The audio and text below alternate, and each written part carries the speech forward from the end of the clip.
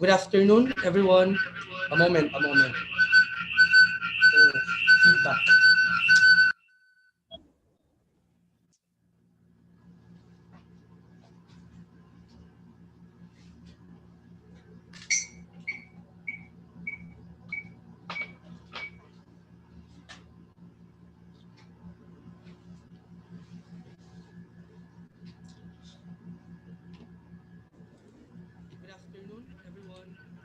Hi, good afternoon, Princess Danica. Good afternoon, sir. Yes, good afternoon. Good afternoon, sir. Okay, we were done with the module 1, that is the orientation of TPC 2201, and module 2, which is the sustainable tourism and its interrelation to the 17 sustainable development goals. Today, module 3 is pollution, the conversion and the interrelatedness of tourism and pollution. But before that, let us have the um, opening prayer.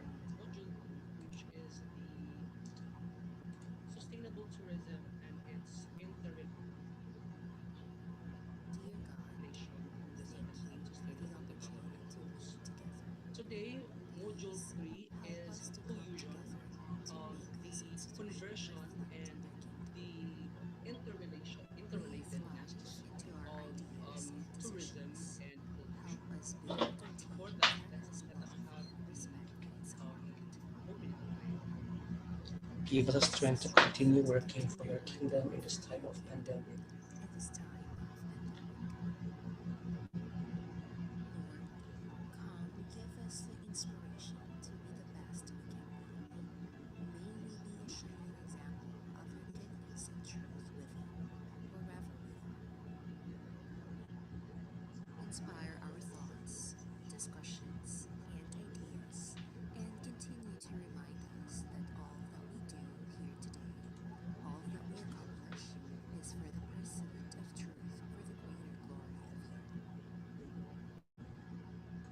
We ask these things in your name. Amen. Father, the Son, the Holy Spirit. Amen. Guys, could you hear the audio of the video? Yes, sir. Okay, because I couldn't hear it. I don't know why. Inay, sir. I can't, sir. Was it loud Hinay enough? lang siya. Hinay Hinay, lang sir. siya. Inay. Inay. A moment. Let me check. Because in this synchronous session, we will have videos. So just to make sure that the audio is working.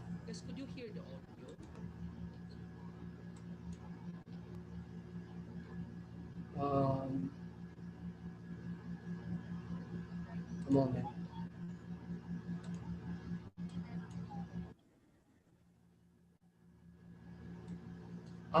That's why. A moment. Let me check. Because in this synchronous session, we will have videos.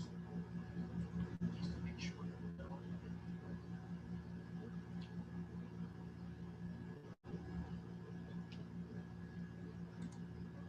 Moment.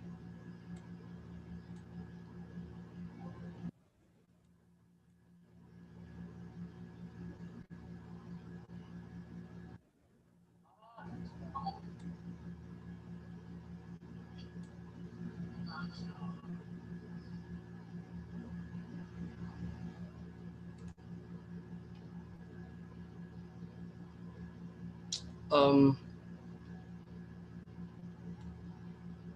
okay.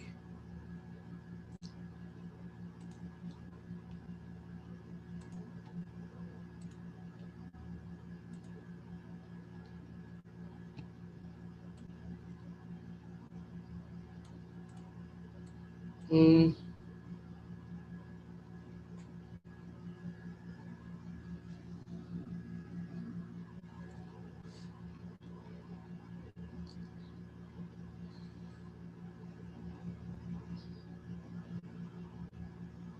Okay, so the intended learning outcomes for this synchronous session is we will define pollution in the context of tourism. Yes, we know already what is pollution.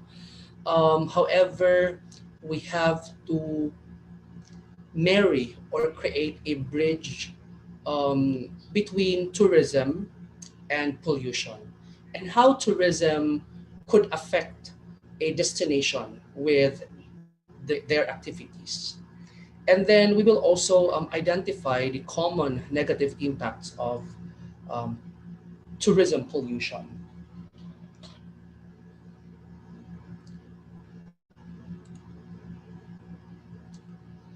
So for you, do we have here a volunteer on what for you is tourism pollution?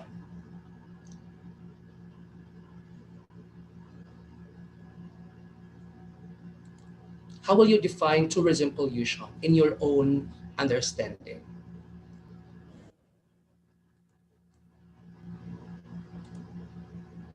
Like how tourism could possibly affect a destination that it may um, destroy their natural resources, how tourism or what are the activities in tourism that could potentially harm the destination. Then that's how you define tourism pollution. Anyone, you can unmute yourself. By the way, we are live, okay, in YouTube. So I wouldn't, I would not give you the recordings from the Google Meet anymore because that's a very big file. So I am just will be sending you the link through YouTube so that it wouldn't consume space on my email. Okay, so what for you is tourism pollution? You may define first pollution and then add it with tourism activities like, sir, because of this activity it could blah blah blah and then creates pollution. Okay, I need just one answer, no, one volunteer from the class.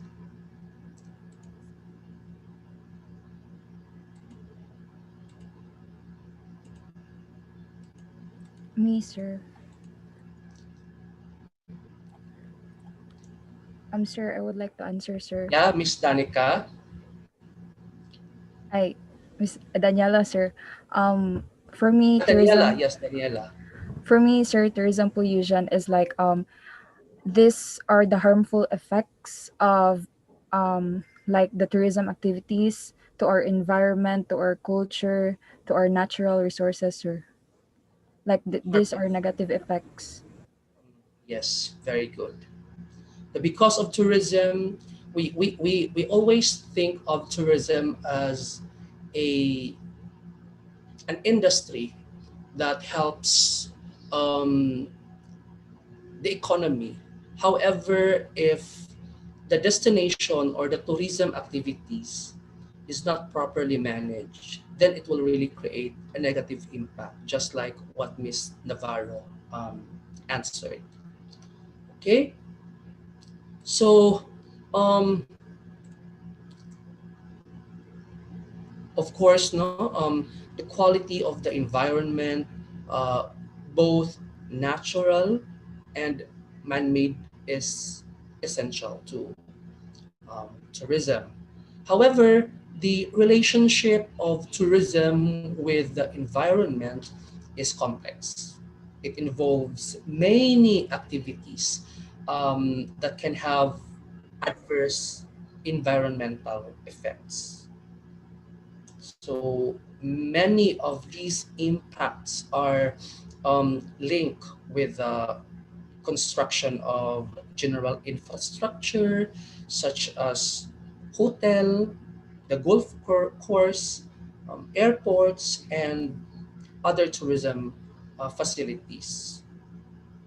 So The negative impacts of tourism can gradually um, destroy the environmental resources on which it depends.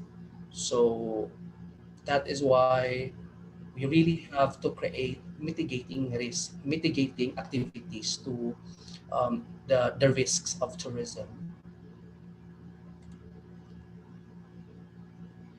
On the other hand, tourism has the potential to create beneficial effects on the environment by, of course, contributing to the environmental protection and conservation. It is a way to raise awareness of environmental values, and it can serve as a tool to finance the protection, no, of our natural areas and increase, of course, the economic importance. So it's not only tourism that is um, could bring harm and destruction to the destination, but it could also protect and conserve the destination by really creating a an alternative solutions, no, in mitigating the risks of over tourism and mass tourism. Another question: when do negative impacts occur?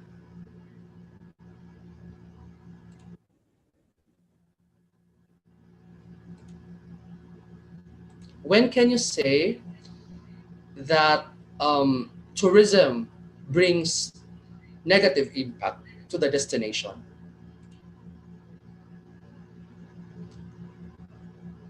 We Sir, have, when it's yes, was that Miss Navarro? yes, sir, when it's already too much or beyond the limits na, sir, it gives negative impacts.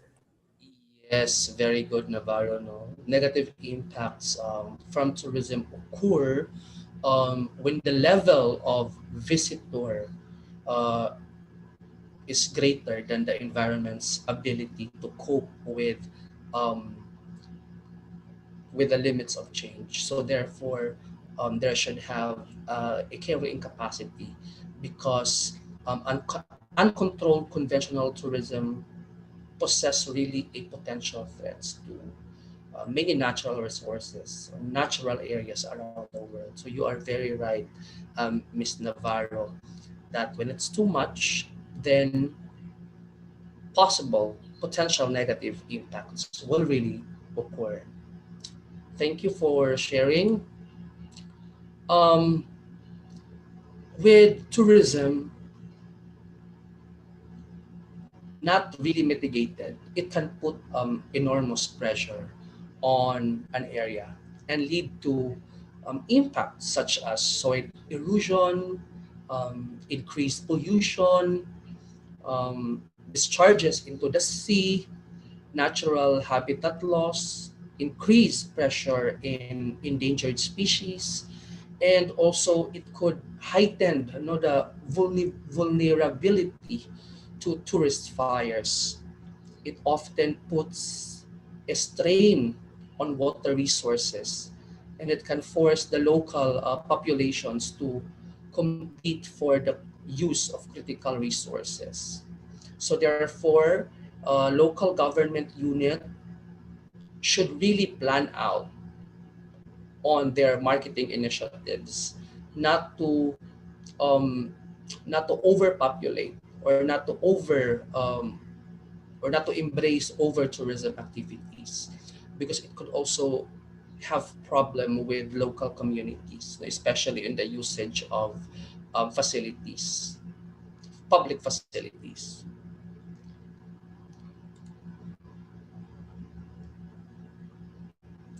Next is depleting of natural resources. Tourism development can put pressure on the natural resources when it increases consumption in areas where um, resources are already scarce. So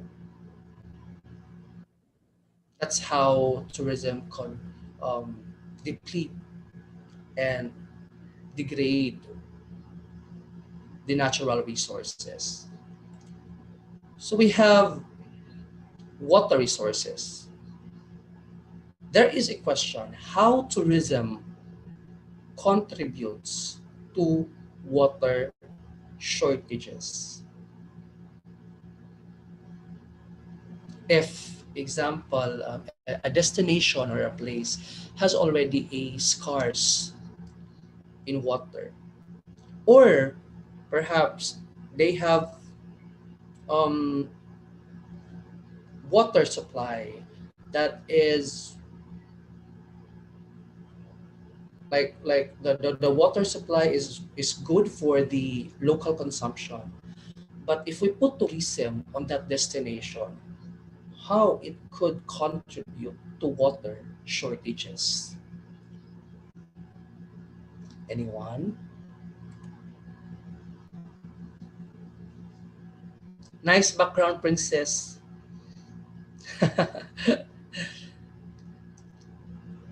Is that your place, princess? Yes, sir. Okay. Yeah, anyone, how tourism contributes water shortages in the destination or in the area?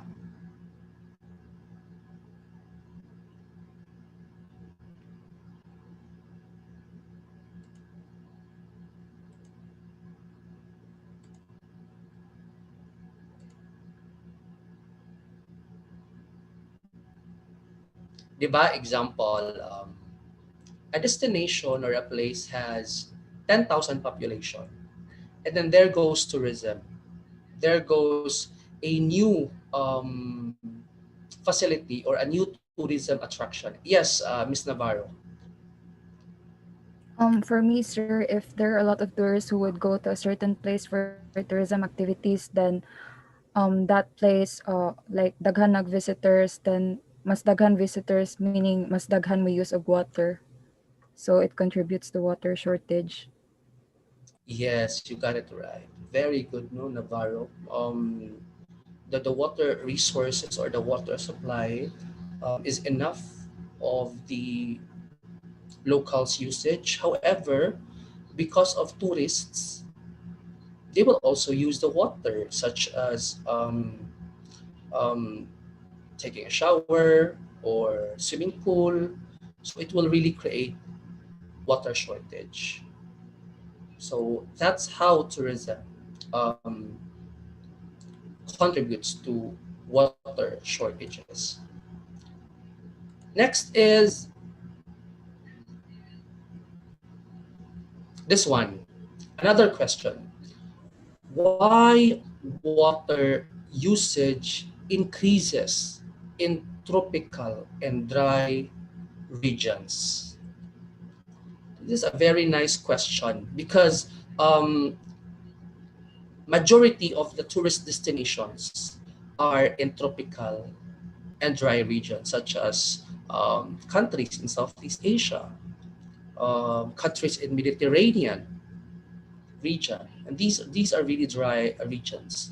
But with tourism, it creates it contributes to the scarcity and water degradation.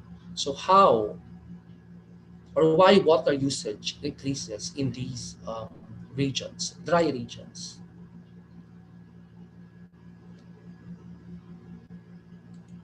Anyone?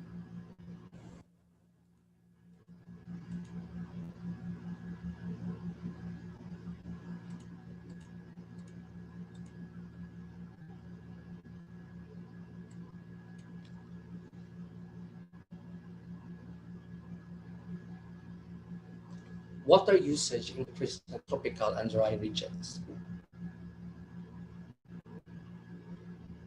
Why is it? When it's dry, the eye, what will the tourists do if it's really dry. Especially here in the Philippines. If you will compare the climate here in the Philippines and the climate in Europe, what will happen? Or what are the activities using water if it's too dry, if it's too hot?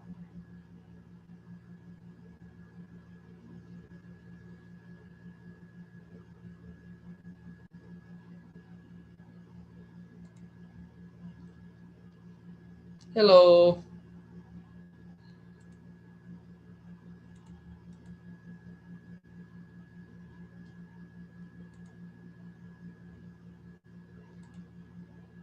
Do you want me to call? Hi, sir. No answer, sir. Okay, who is this? Yep, yes, sir. Okay, Mr. Yepis. Sir, kadang mas mainit ang temperature, sir, na. Of course, ang mga tourists, sir, kay mag-sweat a lot niya. Mo na Mm-hmm. mas mataas ang demand sa water. Sweat a lot, yeah, mataas ang demand of water because of what are the activities when they are using water? Kadang of course, mag-sunbathing mga tao dito, sir. Sunbathing? I mean, like, kanang init ba ang concert ang lugar, so muna mas mataas ang demand sa water dito, sir. Yeah, okay. If it's hot, no, if the destination is hot, yes, Mr. Yepes was right. It would create a lot of sweating and humidity, high humidity. So therefore, the tourists would always go to swimming pool or to their shower room, to take shower, and that creates or that increases the usage of water as compare the destinations in Europe, no? When just an experience when I went to Europe in Germany last 2011. Here in the Philippines, I always go shower every day. But when I was there in Germany, I only took shower every 3 days or 2 days because it's really cold. So that's the answer of it. No, if you are in a dry region or a dry country, the increase of water usage is heightened. Okay. Next is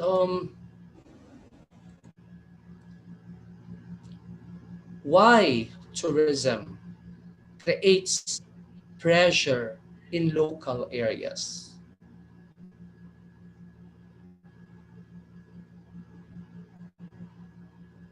Like for example, if the destination or if the place has just a limited amount of food and resources. So how tourism or why does tourism creates pressure in local resources?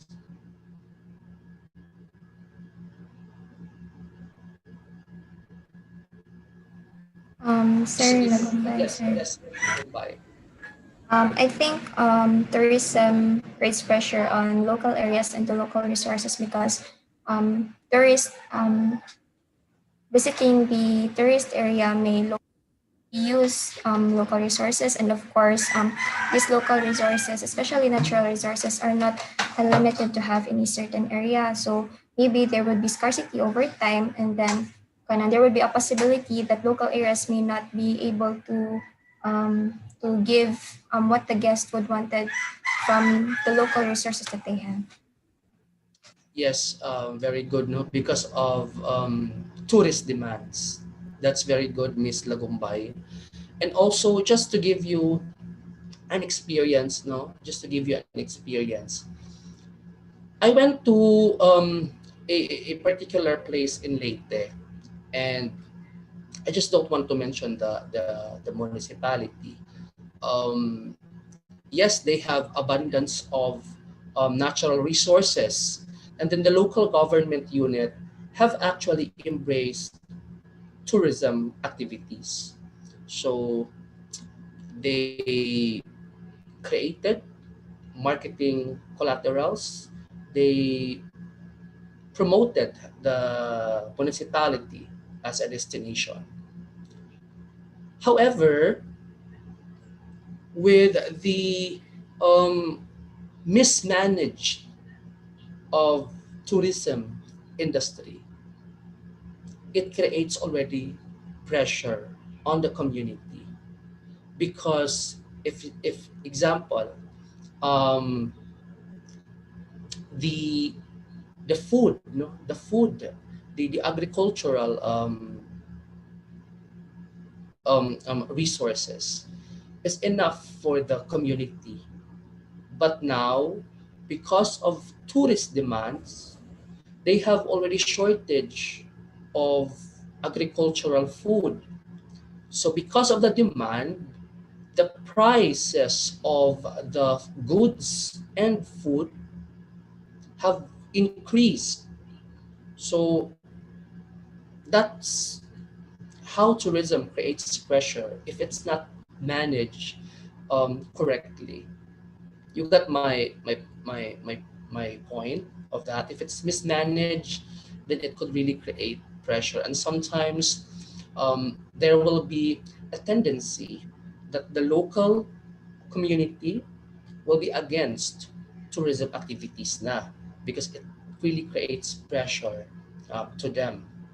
However, if the local government unit is really keen on mitigating the risks, then tourism is really a vital force for economic and environmental and even social growth. Okay, so yes, Ms. Tagumbay was right. No, with the demands of the tourists, the local community could no longer maybe address their needs and wants because they couldn't even address their personal needs and wants. How about much more for the tourist demands?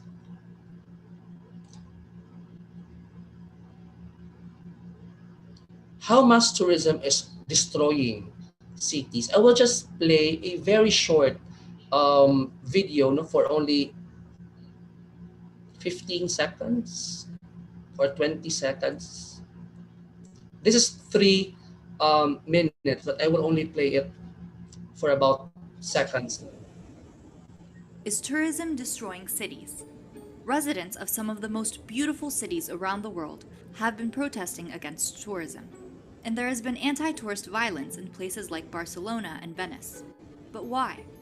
There are 4 ways that tourism can affect cities: overcrowding, pollution, bad behavior, and rising prices.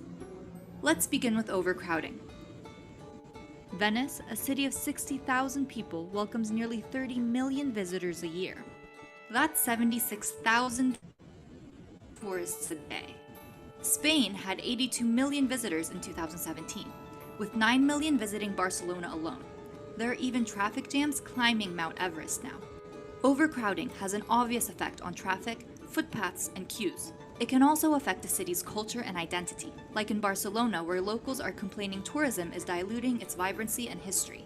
Tourists also bring with them pollution and waste. They consume heaps of water and food, while causing environmental damage to the destination. In Thailand, a beach has been closed to protect its coral reefs from tourists. In Indonesia, Bali's famously pristine beaches are now being swamped by garbage, and their underground water sources are being drained too quickly. The island predicts it will run out of its water supply by 2020. In Venice, cruise ships that bring thousands of tourists each day are damaging the local environment with engine pollution and water displacement. Tourism even accounts for 8% of global greenhouse gas emissions, mainly from transportation. And then there's the issue of tourists' bad behavior. There are many viral videos that show tourists behaving inappropriately. Okay, so with the video, do you have any insights after watching, how tourism creates pressure on the local community? What are your insights and your learnings on the part of the video wherein it mentioned or it stated that tourism really creates a bad impact?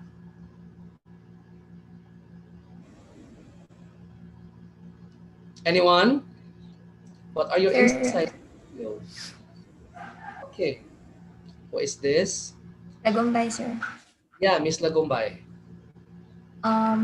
Even though mass tourism helps a community with the influx of tourists and a rising in economy, there are really disadvantages in mass tourism, just like pollution, wherein there is wala na control over the people, overcrowding, especially for those pristine beaches that example the Bali have. They have pristine beaches, but right now it's very polluted due to the garbage um, the tourists give to the place, and also with the bad behaviors that they possess. Kanang they wanted to be on top, like they wanted to kanang sa taganay, but they wanted to own the place. They wanted to do the things that they wanted in the place that are not theirs. Or, Mhm. Yeah, very good. We have another insights and inputs about regarding the video that we watched.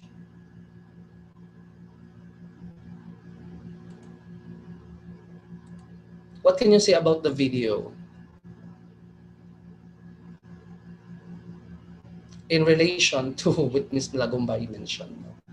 Na tourists are really demanding, no, and they think that their place is already theirs because they are spending money, on their trips, on their tours, and their activities, and yeah, that's probably one of the problems of tourism over the local population or the local community. So if there will be no inputs, let me um, proceed to another question. How tourism contributes to land degradation? Degradation. Normally it's degradation.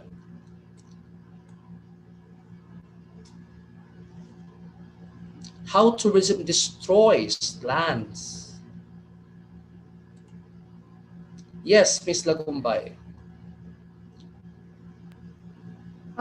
for me, sir, I think mm, the more the more buildings and the more infrastructures that tourism are growing, the lesser the lands become degraded, and there are no natural lands that will be used by the locals itself. Yeah, very good. Miss Daniela also raises her hand. Sir, aside from the construction of the buildings, I think also tourism activities get their natural resources from our forest. Like for example, like the food for the tourists, and also I think fuel also. That's all, sir. Like they get from our forest, and then because of that, because of the increasing demand of the tourists, it leads to land degradation. Yes, very good. No? Very good. Daniela and Miss Lagumbay. Because of tourism activities, it really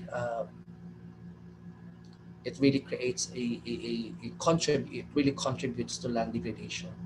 The Yes, Miss Daniela was right, and also Miss Lagumbay, that the increased construction of hotels and other tourism recreational facilities um, creates pressure on our natural resources, especially on the scenic landscapes. So that's how tourism contributes to land degradation. Nice answer, nice input. Thank you for that. Say, for example, because the need of creating a theme hotel, they have to get the resources from the forests, and it will also contribute to deforestation. So just imagine how many hotels, themed hotels, wooden infrastructure use the natural resources. So that's um, the impact. of tourism to our resources. We have types of pollution in tourism. We have four. First is air pollution and noise. And second is solid waste. Now let me ask you, what can you say about the picture?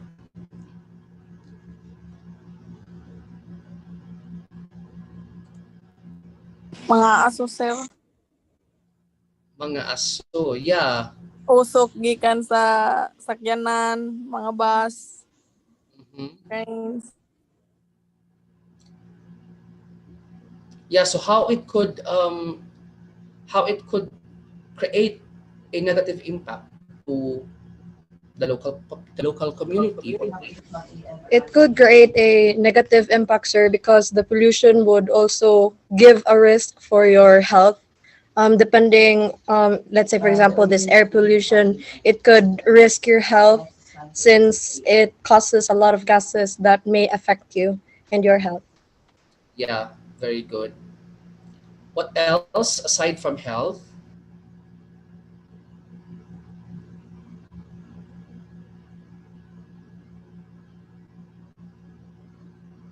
How about the biodiversity? How about the animals? So it's not only the human health, but also biodiversity. So, for example, um, yes, do you want to add? Just raise your hand if you want to give inputs, no, on the picture. So just to give you an example, there is a biodiversity or a particular um, place. However, because of the transportation and other tourism facilities that contributes carbon emission and greenhouse um, emissions, then if example, if a particular animal, would have inhaled or is vulnerable to these pollution, then the cycle of the ecosystem, if example that animal would go out from that place because they don't like the smoke, so the cycle of their ecosystem or their ecosystem itself is no longer um, could complete the cycle, di ba? In a biodiversity, there is ecosystem, and every species on that ecosystem is significant for the survival of any organisms. So because of pollution done by transportation and tourism, then we are already slowly destroying biodiversity. And of course, the health of humanity, health of our people. And that's the very reason why um, tourism transportation are now shifting, towards sustainable tourism or responsible tourism. So they no longer use um, carbon, but they are now using liquid gas, wherein it's lower impact, on environmental pollution. So that's how tourism industry is coping with the impacts they have brought to the environment. How about this one? What can you say about the picture?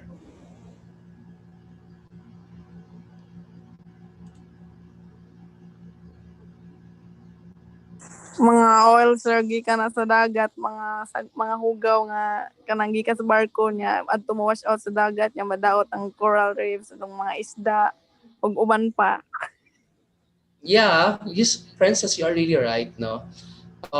Just imagine how many ships and cruise ships sailed every day, and every sailing they contributes tons of solid waste and liquid waste to the ocean. And yes, Princess, you are really right on your answer. It could harm the ocean biodiversity by, yes, destroying the coral reef and also the health of our fish. So improper management of sea transportation in their environmental initiatives is needs to be seriously um, taken, no? Because it could really create big impact, negative impact to our marine lives. Okay, next is how about this one?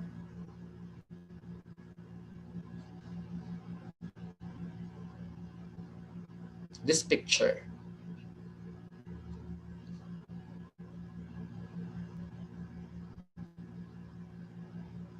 Just a continuation of the ship. I think it's already 217. So let me just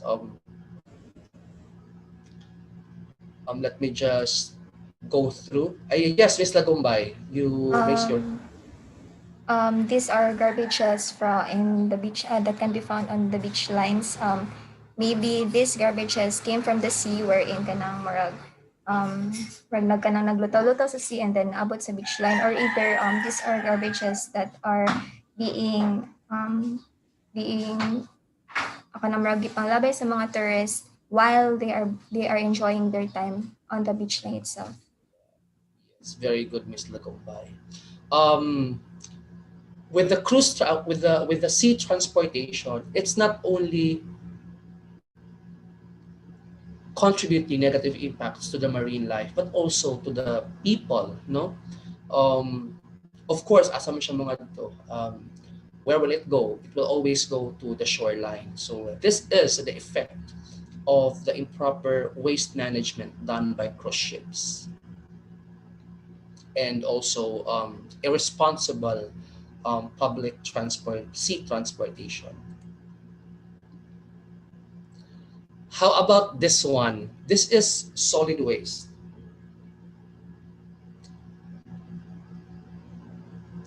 This looks familiar. Miss Lagumbay, yes? Yes, sir. The solid waste in the picture look familiar, especially it can be seen during here in Cebu during Sinulog. Tourists or even the local itself enjoy the event, but they forgot to keep their garbages and just throw it in the street while enjoying the street party. Yeah, and just imagine the impact, no, it could bring to the environment. That's tons of garbages after an event, after a tourism event such as festivals. And then we have two more. We have already discussed the air and noise pollution and the solid waste pollution. Now it's sewage and aesthetic pollution. How about this one? What can you say about the picture?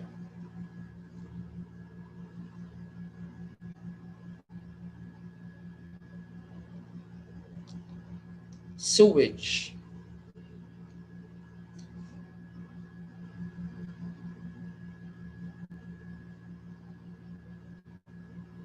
Bardalas, sir. Yes, Miss Bardelas. Based ako nakitaan, sir, mga woods. I mean, mga kahoy na gipang dispose ra diya sa dagat. How about the sea? The color of the sea? Ang color sa sea kay murag nay certain parts na kanang murag ano siya, sir, dirty. Pero ang sa like sa farther na part kay murag ano na siya like na blue siya ba? Blue ang color. Yes, no, very good, Miss Bardelas. Because of hotels and other tourism facilities with sewage, it creates negative impact to, of course, to our marine. It could also even destroy our corals. And if that destination can be found in the city, metropolitan, just like in the picture, it could create um, a negative impact to the ocean or to the sea, especially this one. Normally, this place before is a tourism attraction because you have the bridge, you have the nice view of the city. However, because of the sewage, it already polluted the sea. So you could no longer swim in the ocean in the sea because it's very dirty, because of the sewage of tourism facilities such as hotels. Okay, now the last, I think this is the last picture, aesthetic value. How about this one?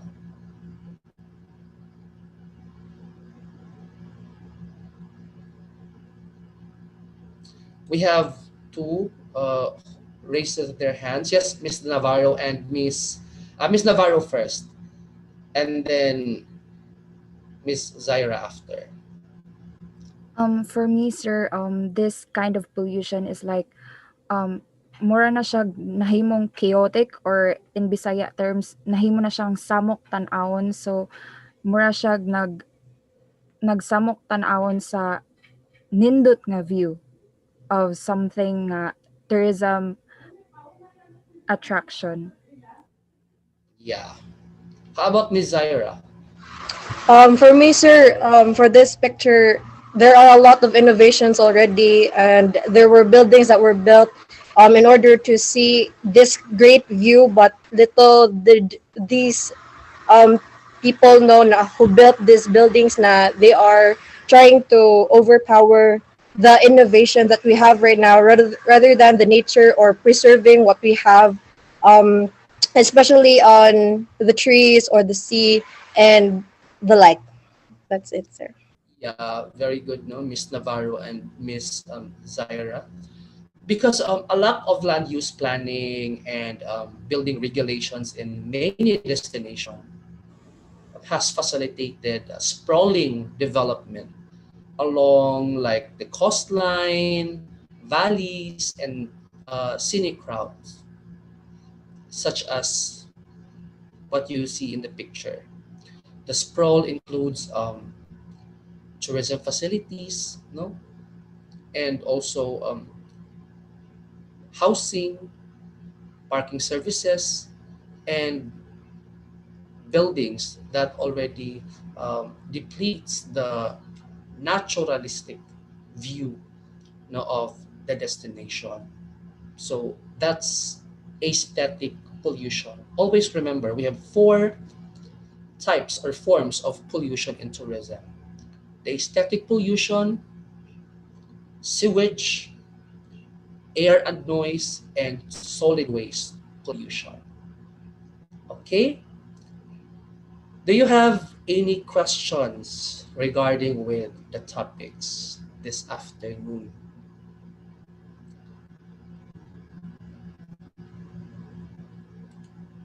Zaira, yes. Don't have questions, sir. Sorry. Wala na ko na lower. Sorry.